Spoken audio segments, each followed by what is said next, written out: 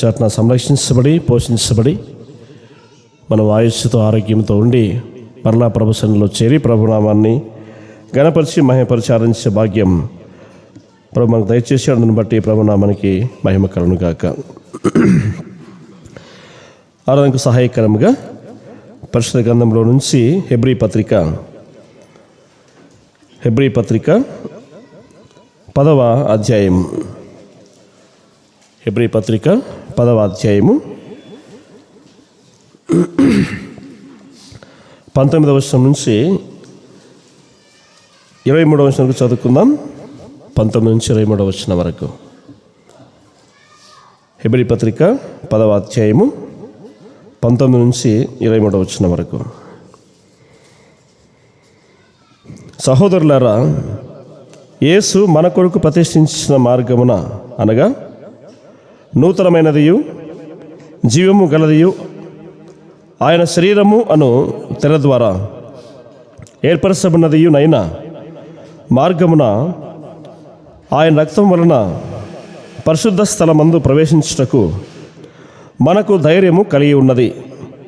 గనుకను దేవుని ఇంటిపైన మనకు గొప్ప ప్రధాన యాజకుడు ఉన్నాడు. గనుకను మనస్సాక్షికి కల్మషము తోసుకున్నట్లు ప్రోక్షింపబడిన హృదయములు గలవారమును నిర్మలమైన ఉదకముతో స్నానము చేసిన శరీరమును గలవారమునై ఉండి విశ్వాస విషయములో ఆత్మనిశ్చయత కలిగి యథార్థమైన హృదయముతో మనము దేవుని సన్నిధానమునకు చేరుదము. వాగ్దానం చేసిన వాడు నమ్మదగిన వాడు గనుక మన నిరీక్షణ విషయమై మనం ఒప్పుకున్నది నిశ్చలముగా పట్టుకుందాము. ప్రభునందు ప్రవీణ వారులారా, చెప్పాను కొంచెం ఫ్యాన్.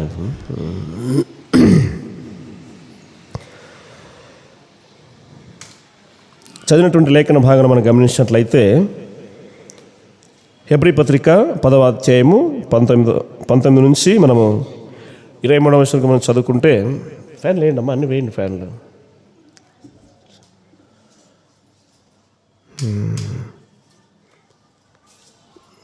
చలి పెడుతుందా? సరే, ఏం లేదు కదా. ఇక్కడ మనం గమనిస్తే ఈ 4-5 వచనాలలో 2 ముఖ్యమైనటువంటి పదాలు మనకు కనిపిస్తున్నాయి. తర్వాత మరికొన్ని అంశాల గురించి మనము ఆరాధనకు సహాయకరంగా ధ్యానం చేద్దాం. 19-20 వచనాల్లో మనకు ఒక మాట కనిపిస్తూ ఉంది. ఆయన శరీరము అనే మాట మనకు కనిపిస్తుంది. ఆయన శరీరము, ఆయన అనగా ప్రభువైనటువంటి యేసుక్రీస్తు వారి యొక్క శరీరము. తర్వాత మనం గమనిస్తే కింది లైన్లో ఆయన రక్తము అని చూస్తూ ఉన్నాం. ఆయన రక్తము, ఆయన శరీరము, ఆయన రక్తము. అలాగే కింద మనం గమనిస్తే 22వ వచనం చివరి లైన్లో యథార్థమైన హృదయంతో మనము దేవుని సన్నిధానమునకు చేరుదము. యథార్థమైన హృదయంతో మనము దేవుని సన్నిధానమునకు చేరుదాము. ఈ 3 పదాలు మనము ఒకసారి మనం ధ్యానం చేసినట్లయితే, ఆరాధనకు సహాయకరంగా మనము ధ్యానం చేసినట్లయితే, 3వసారి చదివినటువంటి లైన్ మీకు జ్ఞాపకం చేస్తారు. మనము దేవుని సన్నిధానమునకు ఎలా చేరావాలి అంటే మనం చూస్తున్నాం ఇక్కడ యథార్థమైన హృదయంతో మనము దేవుని సన్నిధానమునకు చేరుతాము. ఇప్పుడు మనం ఎక్కడికి వచ్చామండి? మనము దేవుని సన్నిధికి వచ్చాము. దేవుని సన్నిధానంలో మనం చేరువచ్చినాం. ఎలా రావాలి దేవుని సన్నిధానంలో అంటే ఇక్కడ చూస్తున్నాము, యథార్థమైన హృదయంతో మనము దేవుని సన్నిధానంలో చేరుదాము. అంటే దేవుని సన్నిధికి మనం ఎలా రావాలి అంటే యథార్థమైన హృదయంతో రావాలి. అర్థమవుతుందా? మనము దేవుని సన్నిధికి యథార్థమైన హృదయంతో రావాలి. ఎవరికి యథార్థమైన హృదయము అంటే దేవునికి యథార్థమైన హృదయము. అంటే మన హృదయాలు దేవుని ఎదుట ఎలా ఉండాలి? యథార్థముగా ఉండాలి. యథార్థం అనే మాటకు అర్థం ఏమిటి అంటే ఉన్నది ఉన్నట్టు మాట్లాడము, అంతేనా? స్ట్రైట్ ఫార్వర్డ్నెస్ అంటాం ఇంగ్లీష్లో. యథార్థము అంటే ఏమిటంటే స్ట్రైట్ ఫార్వర్డ్నెస్, ఉన్నది ఉన్నట్టు మాట్లాడము. దీన్ని మనము అనువర్తింపజేసుకుంటే దేవుని సన్నిధికి వచ్చే ముందు గత రాత్రే మనము దేవుని సన్నిధిలో మోకాళ్ళుని ఉన్నది ఉన్నట్టు ఒప్పుకొని దేవుని సన్నిధికి రావాలి. అర్థమవుతుందా? ఎవరి ఎదుట మనం యథార్థంగా ఉండాలి అంటే దేవుని ఎదుట యథార్థంగా ఉండాలి.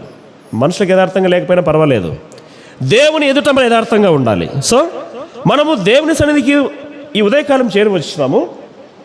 ఉదయకాలం చేయవలసిన దానికంటే ముందే మనం చేయవలసిన పని ఏమిటి అంటే, మనము ముఖాలని దేవుని సన్నిధిలో దేవుని ఆరాధనకు చేరవచ్చే ముందు యథార్థముగా ఆయన సన్నిధిలో ఉన్న స్థితిని ఉన్నట్టుగా పోకుని దేవుని సన్నిధికి రావాలి. ఉన్నది ఉన్నట్టు ఒప్పుకొని దేవుని సన్నిధికి రావాలి. అంటే ఏమిటి ఉన్నది ఉన్నట్టు అంటే, ఈ వారం అంతట్లో కూడా మనము దేవునికి అయిష్టమైనటువంటి ఆయాసకరమైనటువంటి మార్గము మనలో ఏమైనా ఉన్నదేమో అని పరీక్షించుకొని దాన్ని దేవుని సన్నిధిలో, ఒకవేళ ఆయాసకరమైన మార్గం ఉంటే, ఆయనకి అయిష్టమైనటువంటి మార్గం ఉంటే, అయిష్టమైనటువంటి క్రియలు ఉంటే, అయిష్టమైన మాటలు మాట్లాడి ఉంటే, అయిష్టమైనటువంటి పనులు చేసి ఉంటే అవి దేవుని సన్నిధిలో యథార్థంగా ఒప్పుకోవాలి. ఒప్పుకోకుండా కప్పుకుంటే ఏమవుతుంది? ఆదాము రొమ్ములో పాపము దాచుకున్నట్టుగా ఉంటుంది. యెషయా గ్రంథంలో చూస్తాం, ఆదాము పాపాన్ని రొమ్ములో దాచుకున్నాడు. అననీయ సప్పిరాలు ఉన్నది ఉన్నట్టు చెప్పలేదు. ఎక్కడ? దేవుని సన్నిధిలో. అపోస్తుల ఎదుట మీరు ఇంతకే అమ్మితరా అని అడిగినప్పుడు అబద్ధం ఆడారు. అక్కడ అంటే ఉన్నది ఉన్నట్టు చెప్పలేదు. అప్పుడు వెంటనే ఏమైంది? చనిపోయారు. దేవుని సన్నిధానమునకు మనం యథార్థమైన హృదయంతో చేరి రావాలి. అంటే దేవుని సన్నిధిలో మనం ఉన్నది ఉన్నట్టు ఒప్పుకోవాలి. ఉన్నది ఉన్నట్టు అంటే ఏదో సామెత చెప్తాం కదా మనము, యథార్థవాది లోక విరోధి అని. యథార్థంగా మాట్లాడేవాడు లోకానికి విరోధి కావచ్చు, కానీ దేవునికి ఏమవుతాడండి? దేవుని దృష్టికి మంచివాడు అవుతాడు. యథార్థంగా మాట్లాడేటువంటి వ్యక్తి లోకానికి విరోధి కావచ్చు, కానీ దేవుని దృష్టికి మాత్రం మంచివాడు అవుతాడు. దేవుని ఎదుట మనము యథార్థమైన హృదయంతో ఆయన సన్నిధికి మనము చేరి రావాలి అని చూస్తూ ఉన్నాం. ఎందుకు చేరి రావాలి? ఆ విధంగా మనం పైన చదువుకున్నాం. ఆయన యొక్క శరీరము, ఆయన యొక్క రక్తము. మన ఎదుట ఆరాధన బల్ల ఉంచబడింది. మనము ప్రతి ఆదివారమున, ప్రతి పరిశుద్ధ దినమున ఆయన యొక్క శరీరానికి, ఆయన రక్తానికి సాదృశ్యంగా ఉండేటువంటి పాత్రలో మనము చేయి వేస్తూ ఉన్నాం.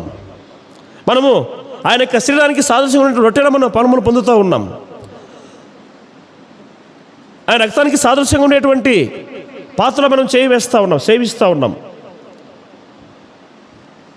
ఆయన యొక్క శరీరము ఎటువంటిది అంటే చూస్తున్నాం ఇక్కడ, ఆయన శరీరము అను తెర ద్వారా ఏర్పరచబడిన మార్గము అని చూస్తూ ఉన్నాం. యేసు ప్రభు వారి యొక్క శరీరము దేంతో పోల్చబడింది అంటే, ఇక్కడ తెరతో పోల్చబడింది. తెరతో పోల్చబడింది. యేసు ప్రభు వారి యొక్క శరీరము తెరతో పోల్చబడింది. తెర అంటే ఏమిటంటే ఒక అడ్డు తెర అన్నమాట. అవతల వ్యక్తికి ఈ వ్యక్తికి మధ్య ఒక అడ్డు తెర.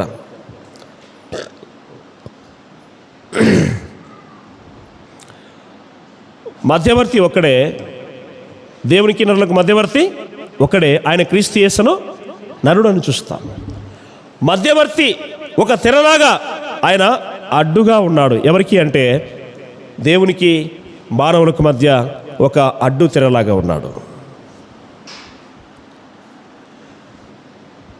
ఆయన శరీరమును తెర ద్వారా ఏర్పరచబడిన మార్గము అని చూస్తూ ఉన్నాం.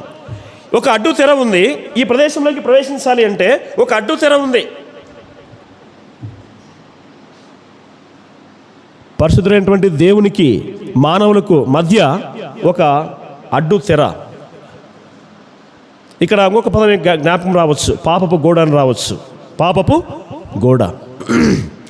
పాపపు గోడను పడగొట్టి వేసి ఆయన అడ్డు తెర అనేటువంటి ఆయన శరీరం ద్వారా ఒక మార్గం ఏర్పరిచాడు. ఎక్కడికి మార్గము? పరిశుద్ధ స్థలములోనికి. అక్కడ చూస్తున్నాం మనము, శరీరమును తెర ద్వారా ఏర్పరచబడినదినైన మార్గమున అని చూస్తూ ఉన్నాం. తండ్రి ఎద్దకు చేరాలి అంటే, దేవుని ఎద్దకు చేరాలి అంటే యేసుక్రీస్తు ప్రభు యొక్క శరీరము ఒక తెరలాగా ఉండి, అడ్డుగా ఉండి ఒక మార్గం ఏర్పరిచింది.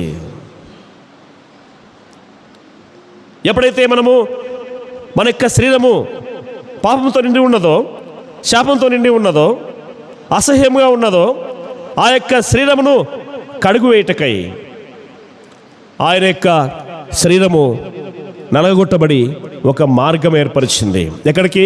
పరిశుద్ధ స్థలంలోనికి. పరిశుద్ధ స్థలంలోనికి ఒక మార్గంను ఏర్పరిచింది. అటువంటి యొక్క రక్తాన్ని మన కోసమైన ధారపోసి మన పాపాలు ఆయన కడిగి వేశాడు. ప్రియమైనటువంటి వారులారా, ఒక మార్గాన్ని ఆయన ఏర్పాటు చేశాడు. ఆయన శరీరమైనటువంటి తెరను చీల్చివేసి ఒక మార్గము ఏర్పరిచాడు. ఎలా చీల్చివేశాడు ఆ తెరను? ఎలా చీల్చివేశాడు ఆ తెరను అంటే ఆయన యొక్క శరీరం నిలువెల్లా నలగొట్టబడింది, నిలువెల్లా గాయపరచబడింది. తలలో ముళ్ళ కిరీటము, చేతులలో మేకులు, కాళ్ళలో మేకులు, హృదయంలో బల్లెపోటు. ఆయన యొక్క శరీరం అటువంటి తెర చీల్చివేయబడింది. ఆ శరీరం అటువంటి తెర తీల్చివేయబడి మనకు ఒక మార్గం ఏర్పరిచాడు. ఆయన అన్నాడు కదా, నేనే మార్గమును, నేనే సత్యమును, నేనే మార్గమును. ఆయన యొక్క శరీరం నలగొట్టుకున్నాడు, ఆయన నిలువెల్లా గాయపరుచుకున్నాడు. ఆయన పొందిన దెబ్బల చేత మనకు స్వస్థత, ఆయన పొందిన గాయముల చేత మనకు స్వస్థత అని చూస్తూ ఉన్నాం. ఆయన యొక్క శరీరము నిలువెల్లా నలగొట్టబడింది, గాయపరచబడింది, తెర చించివేయబడింది. తెర చించివేయబడి ఒక మార్గం ఏర్పడింది. ఎక్కడికి? పరిశుద్ధ స్థలంలోనికి. ఇప్పుడు మనం ఇంత స్వేచ్ఛగా దేవుని సన్నిధానంలో మనం చేరువచ్చినాము అంటే అది ఆయన యొక్క శరీరం అనేటువంటి తెర మన కోసం నలగొట్టబడడం ద్వారా, మన కోసము చీల్చివేయబడడం ద్వారా, మన కోసము ఆయన తన యొక్క శరీరాన్ని నిలగొట్టుకోవడం ద్వారా మనకు మార్గం ఏర్పరిచాడు. మరి అట్టి యొక్క ప్రశస్తమైనటువంటి శరీరానికి సాదృశ్యంగా ఉన్నటువంటి ఈ రొట్టెలో మనం పాల్గొని పొందేటప్పుడు ఎలా మనము ఆ పాత్రలో చేయవేయాలి అంటే యథార్థమైనటువంటి హృదయంతో ఆయన పాత్రలో మనము చేయవేయాలి. అంతేకాదు, గమనించండి, రెండవది, ఆయన రక్తము వలన పరిశుద్ధ స్థలమందు ప్రవేశించుటకు మనకు ధైర్యం కలిగి ఉన్నది. మనం ధైర్యంగా ఇప్పుడు దేవుని సన్నిధికి చేరువచ్చినాము అంటే, ఈ పరిశుద్ధ స్థలంలో మనం చేరువచ్చినాము అంటే ఎలా చేరువచ్చాం? మనము ఆయన యొక్క రక్తము ద్వారా మనం పరిశుద్ధపరచబడ్డాం. ఆయన యొక్క రక్తం ద్వారా మనం పరిశుద్ధపరచబడ్డాం. మీకు అర్థం కావాలంటే ఒక మాట చెప్తాను. మనం పచ్చి టెంకాయ చూసాం కదా, పచ్చి టెంకాయ. పచ్చి టెంకాయలు ఉండే నీళ్లు బయటికి రావాలంటే ఊరికి వస్తాయా? వస్తాయండి. ఏం చేయాలమ్మా? పైన లేయర్ తీసేయాలి, పైన చర్మము తీసివేయాలి, తోలు తీసివేయాలి కదా, చర్మాన్ని అంతా తీసివేయాలి. తీసివేసినాక ఇంకా లోపల ఏముంటుంది? టెంకే ఉంటుంది. టెంకెని కూడా ఏం చేయాలి?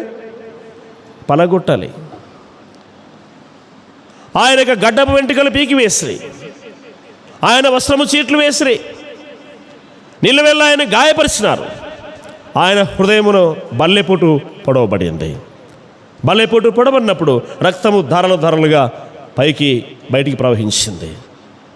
రక్తమును నీరును వచ్చినట్టు రాయబడింది. రక్తమును నీరును అంటే రక్తమంతా, ఆయన యొక్క రక్తమంతా మన కోసం ధారపోసాడు. రక్తముతో పాటు చివరిగా దేహంలో ఉండేటువంటి నీరు కూడా బయటకు వచ్చేసింది. అంటే ఆయన యొక్క దేహము చీల్చివేయబడింది, ఆయన యొక్క హృదయము బద్దలైపోయింది, ఆయన యొక్క రక్తము ధారలుగా ప్రవహించబడింది. అటువంటి ఆయన యొక్క రక్తము ద్వారా మనము పరిశుద్ధపరచబడి ఆయన పరిశుద్ధ స్థలంలో మనము ప్రవేశించాము. ఈ ఉదయకాల సమయంలో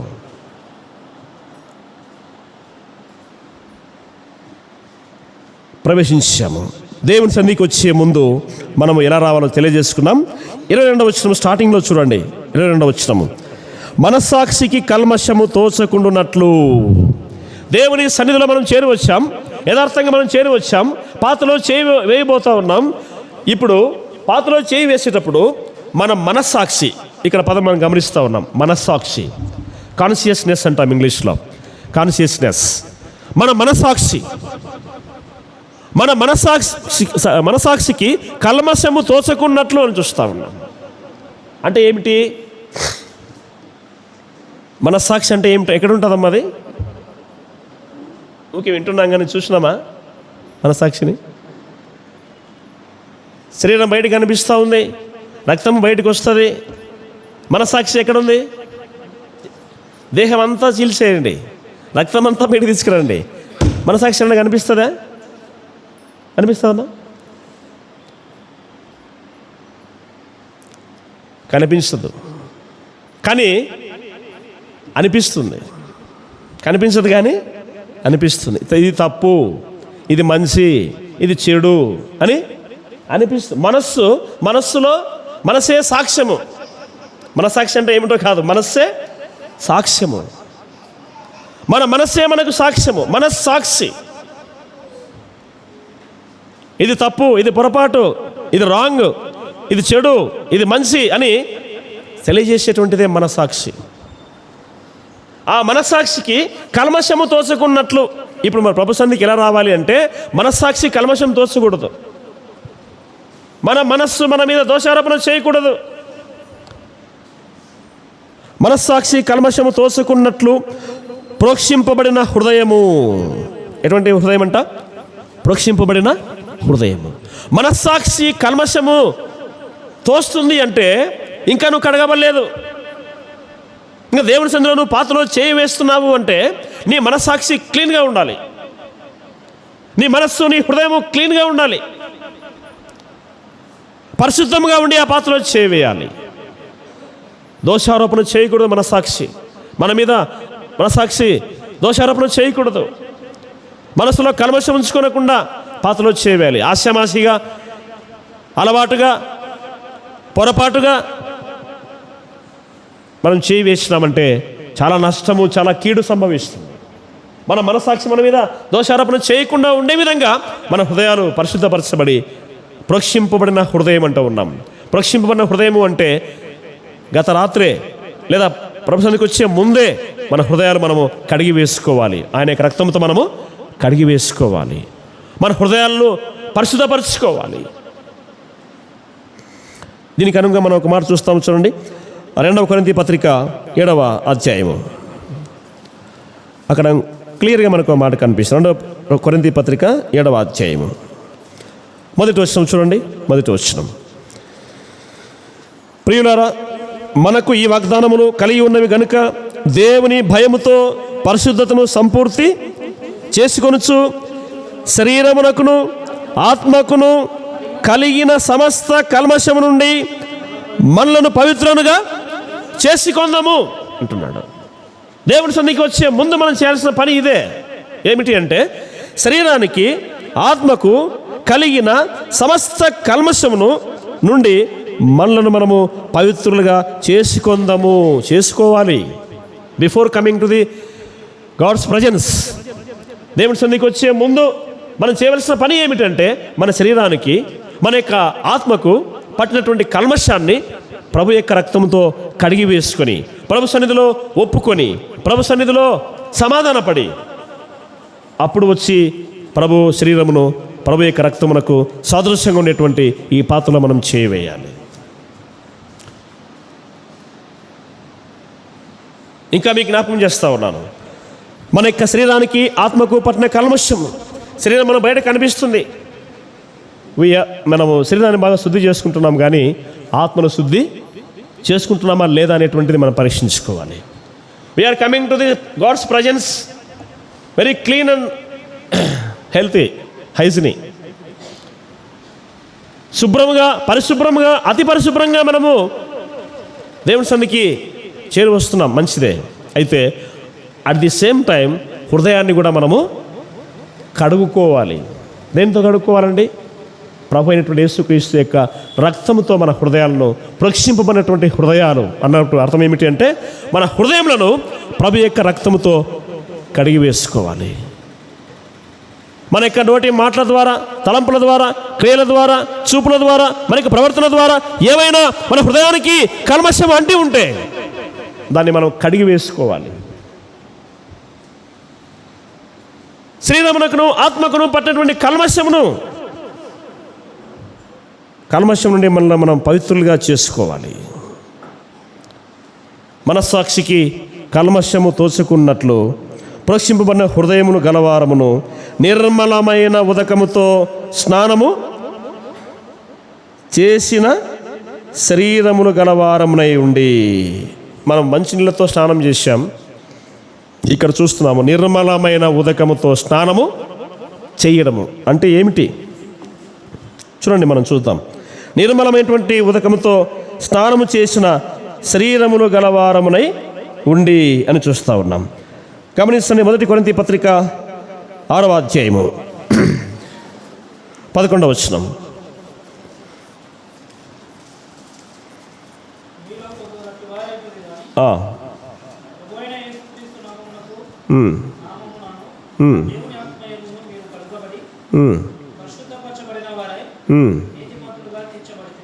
గమనించండి, ఇక్కడ చూస్తున్నాము, మీలో కొందరు అట్టివారైంటిరి కానీ ప్రభువైన యేసుక్రీస్తు నామమున మన దేవుని ఆత్మయందును మీరు కడగబడి పరిశుద్ధపరచబడిన వారై నీతిమంతులుగా మనము ఆత్మయందు కూడా కడగబడ్డాం.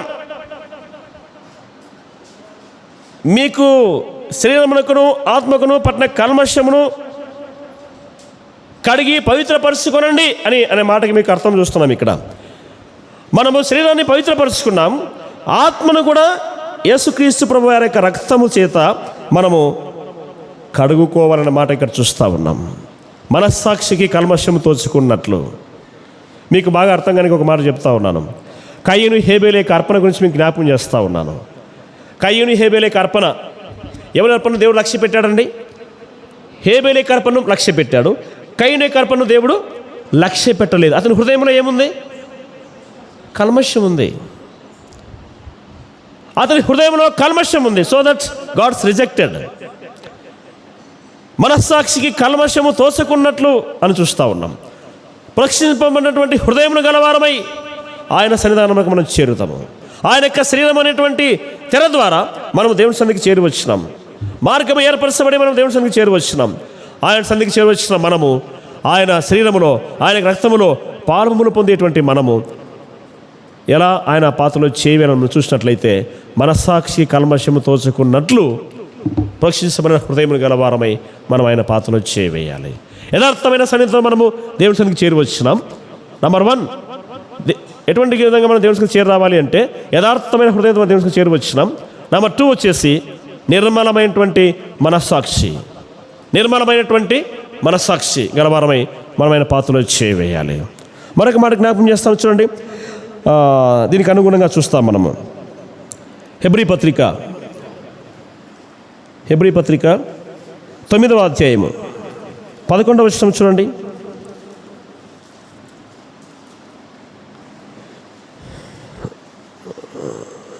తొమ్మిదవ అధ్యాయం 14వ వచనం. హెబ్రీ 9:14. నిత్యుడగు ఆత్మ ద్వారా తన్ను తాను దేవునికి నిర్దోషినిగా అర్పించుకొనిన క్రీస్తు యొక్క రక్తము నిర్జీవ క్రియలను విడిచి జీవము గల దేవుని సేవించుటకు మీ మనస్సాక్షిని ఎంతో ఎక్కువగా శుద్ధి చేయును. మనస్సాక్షిని శుద్ధి చేసేది ఏంటమ్మా? యేసుక్రీస్తు ప్రభు వారి యొక్క రక్తము అని చూస్తూ ఉన్నాం. ఇక్కడ చూస్తున్నాము క్రీస్తు యొక్క రక్తము అని చూస్తూ ఉన్నాం. ఏం చేస్తుంది అంటే జీవము గల దేవుని సేవించుటకు మీ మనస్సాక్షిని ఎంతో ఎక్కువగా శుద్ధి చేయును. మన మనస్సాక్షిని శుద్ధి చేసేది ఏమిటి అంటే క్రీస్తు యొక్క రక్తము అని జ్ఞాపకం చేసుకోవాలి. దేవుని సన్నిధికి వచ్చే ముందే మన మనస్సాక్షిని మనము పరిశీలించుకోవాలి. మన మనస్సాక్షి మనకు నిజమైనటువంటి judgement. Our consciousness is the right judge.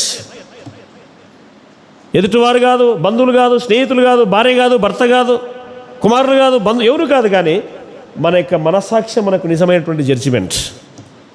What is right, what is wrong అనేటువంటిది తెలియజేసేదే మన మనస్సాక్షి. అటువంటి మనస్సాక్షిని శుద్ధి చేసేది ఏమిటి అంటే క్రీస్తు యొక్క రక్తం అని చూస్తాం. ఎంతో ఎక్కువగా శుద్ధి చేయను. సో ఆయన యొక్క పాత్రలో చేయవేసేటువంటి మనము మన మనస్సాక్షిని ఆయన రక్తం ద్వారా శుద్ధి చేసుకొని ఆయన పాత్రలో చేయవేయాలి. ఇక్కడికి వచ్చినాక కాదండి, ఇక్కడికి వచ్చినాక కాదు. Before coming to the God's presence, దేవుని సన్నిధికి వచ్చే ముందే ఈ క్రియ జరగాలి. ఈ క్రియ జరగాలి. ఇక్కడికి వచ్చిన తర్వాత ఆపద మొక్కుల్లాగా చేయడం కాదు. దేవుని సన్నిధికి వచ్చే ముందే మన హృదయంలో ఈ క్రియ జరగాలి. ఈ క్రియ జరిగి అప్పుడు దేవుని సన్నిధిలో వచ్చి మనము ఆయన పాత్రలో చేయవలసి ప్రారంభించున్నాం. సో క్రీస్తు యొక్క రక్తము ఏం చేస్తుందంట? మనల్ని జీవము గల దేవుని సేవించుటకు అని చూస్తూ ఉన్నాం. మనము జీవం గల దేవుని సేవించడానికి చేరి వచ్చాము ఇక్కడికి కదా. మన దేవుడు జీవం గలవాడు, మన దేవుడు సజీవుడు. సజీవుడైనటువంటి దేవుణ్ణి మనము సేవించటకు చేరువచ్చినాం. అటువంటి సజీవుడైన దేవుని సేవించుటకు మన మనస్సాక్షి పడిన కల్మషాన్ని కడిగేది ఎవరు అంటే క్రీస్తు యొక్క రక్తము అని చూస్తూ ఉన్నాము. We are using different types of soaps కదా. మనకు దేహాన్ని శుద్ధి చేయటకు మనము రకరకాలైనటువంటి లేపనాలు వాడుతూ ఉన్నాం. అయితే ఆత్మను శుద్ధి చేసేది ఎవరు అంటే క్రీస్తు యొక్క రక్తము మాత్రమే అని జ్ఞాపకం పెట్టుకోవాలి. మన దేహాన్ని శుద్ధి చేసేవి రకరకాలుగా ఉండొచ్చు, కానీ అయితే ఆత్మను శుద్ధి చేసేది మాత్రము క్రీస్తు యొక్క రక్తమే అని జ్ఞాపకం పెట్టుకోండి. మరి దేహాన్ని శుద్ధి చేసేది కూడా ఉంది, చూడండి ఏమిటి. ఎఫెసీ పత్రిక 5వ అధ్యాయము, ఎఫెసీ పత్రిక 5వ అధ్యాయము 27వ వచనం చూడండి.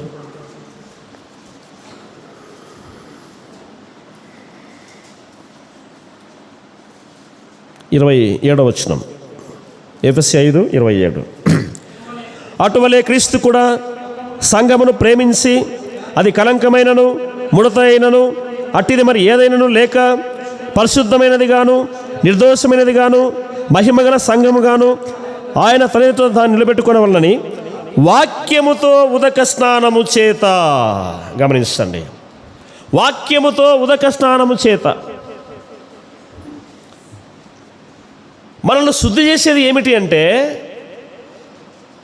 వాక్యము. అర్థమవుతుందా?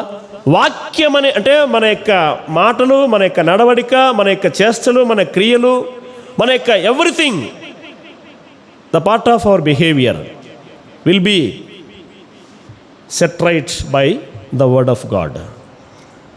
ప్రతిదీ కూడా మనల్ని నియంత్రణ చేసేటువంటిది ఏమిటి అంటే దేవుని యొక్క వాక్యము. దేవుని యొక్క వాక్యం అనేటువంటి ఉదక స్నానము, దేవుని యొక్క వాక్యం అనేటువంటి ఉదక స్నానము చేత అని చూస్తూ ఉన్నాం. అంటే గత వారం అంతా కూడా మన యొక్క ప్రవర్తన అంతా కూడా it is to be control by the word of God.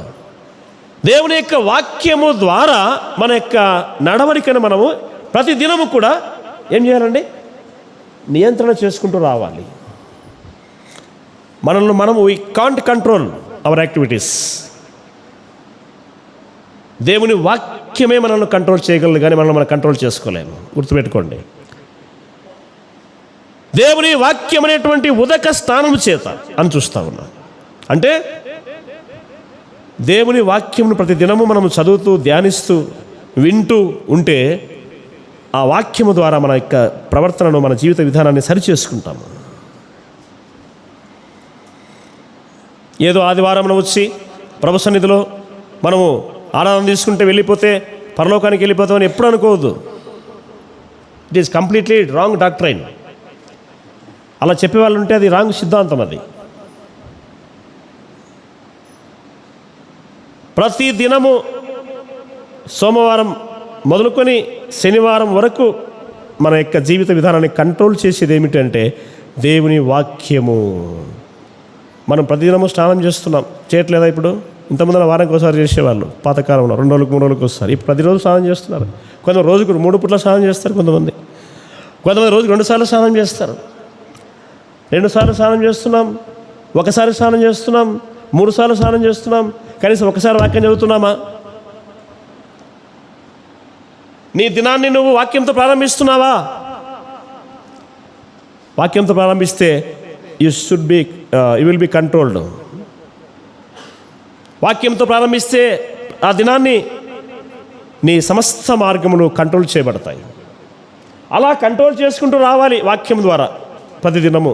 అప్పుడు ఆదివారం వస్తుంది, అప్పుడు దేవుని సన్నిధికి వచ్చి పాతలో చేవేయాల. నేను చెప్పే మాటలు మీకు అర్థమవుతున్నాయా? దేవుని వాక్యం అనేటువంటి ఉదక స్నానం అంటే ఇదే. వాక్యము ద్వారా మన జీవితాలను గత వారం అంతా కూడా వాక్యం ద్వారా మన జీవితంలో సరి చేసుకొని, ఉదాహరణకి మీకు చెప్తున్నాను, ఈరోజు ఇరిసిన డ్రెస్సు ఈరోజు సాయంకాలం ఉతికితే రేపటికి ఏమి ఉండవు. రేపు వేసుకున్న డ్రెస్సు రేపే ఉతికి సాయంకాలం ఉతికితే ఏం సమస్య ఉండదు. సోమవారం వేసినవి శనివారం దాకా పెట్టుకున్నామనుకోండి, ఏమవుతాయి? ఎక్కువైతాయి కావా? అప్పుడు ఉతకని కష్టమవుతుంది, ఇంకా విసుకొస్తుంది, ఏదో ఒకటి రెండు ఉతికేస్తాం. ఇది కూడా అంతే.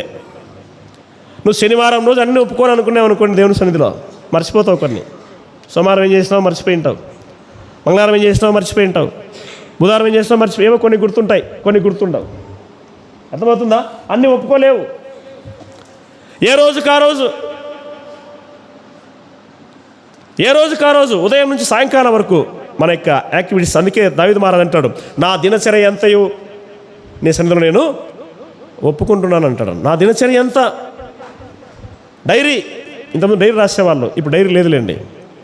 డైరీ దినచర్య అంతా కూడా ఉదయం నుంచి సాయంకాలం వరకు, నువ్వు పండుకునే వరకు నీ దినచర్య అంతా కూడా దేవుని సన్నిధిలో చెప్పుకుంటే రెక్టిఫై అయిపోతుంది. అప్పటికప్పుడు ఏ రోజుకా రోజు రెక్టిఫై అయిపోతుంది. అప్పుడు శనివారానికి బడని అనిపించదు. అన్నీ ఒకేసారి శనివారం ఒప్పుకుందామన్నావు అనుకోండి, ఒప్పుకోలేవు, నువ్వు మర్చిపోతావు.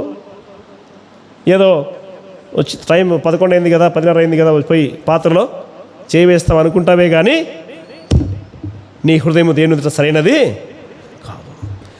కల్మషము, మనస్సాక్షికి కల్మషము అట్లే ఉంటుంది, మరకలు అట్లే ఉంటుంది అనమాట. అందుకే కొరింథీ పత్రిక మొదటి అధ్యాయంలో 11వ అధ్యాయంలో మొదటి కొరింథీ పత్రికలో ప్రతి వాడును తన్ను తాను పరీక్షించుకొని ఆ రొట్టెను తిని ఆ పాత్రలోనిది త్రాగవలను. వీటికి వచ్చినాక పరీక్షించుకోవడం కాదు, వీటికి వచ్చినాక పెద్ద ప్రార్థన చేసుకొని రొట్టెలో చేయడం కాదు, వీటికి వచ్చినాక మనం ఒప్పుకోవడం కాదు. కానీ ప్రభు సన్నిధికి రాకముందే ఈ క్రియ జరిగిపోవాలి. క్షమించండి, సమయం మించిపోతుంది, ముగిస్తున్నాను. మనం గమనిస్తే మన యొక్క మనస్సాక్షి యేసుక్రీస్తు ప్రభు యొక్క రక్తము ద్వారా శుద్ధి చేయబడుతుందని చూస్తూ ఉన్నాం. మన యొక్క దేహము వాక్యం అనేటువంటి ఉదక స్నానం చేత శుద్ధి చేయబడుతుందని చూస్తూ ఉన్నాం. అలా శుద్ధి చేయబడి మన యొక్క శరీరమును, మన యొక్క ఆత్మను శుద్ధి చేసుకొని యథార్థమైన హృదయముతో ఆయన సన్నిధిలో మనం చేరి ఆయన యొక్క పాత్రలో చెయ్యి వేయవలసిన వారమై ఉంటున్నామని చూస్తూ ఉన్నాం. అలాగున చేసి ప్రభును ఆత్మతో సత్యంతో ఆరాధించుదుముగాక. ప్రభు ఈ తలంపులు మన కోసము దీవించునుగాక.